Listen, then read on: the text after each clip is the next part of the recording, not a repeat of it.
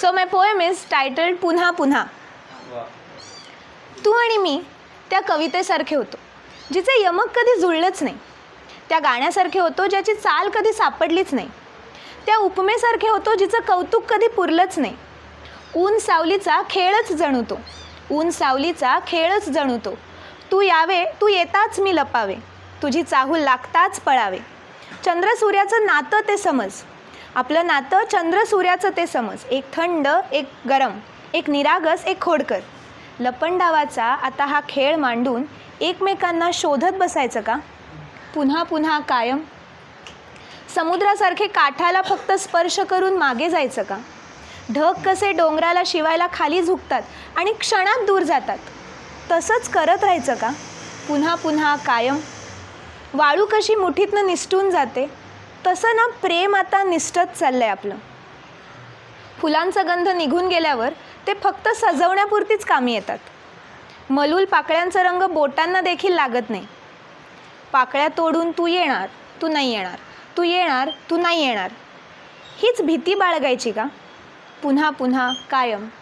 आणि आलास तर आपलं घरटं सोडून कधी उडून जाशील, ह्याचीच वाट बघत राहायची का पुन्हा पुन्हा कायम?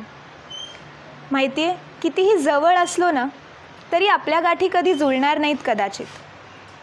त्या अडकत जातील एकमेकात, गुंता होईल त्यांचा. मग तो सोडवावा लागेल का? तो सोडवता येईल का? मी सोडवणार, तू अडकवणार, तू सोडवणार, मी अडकवणार, हीच कृती करत राहायची का पुन्हा पुन्हा कायम?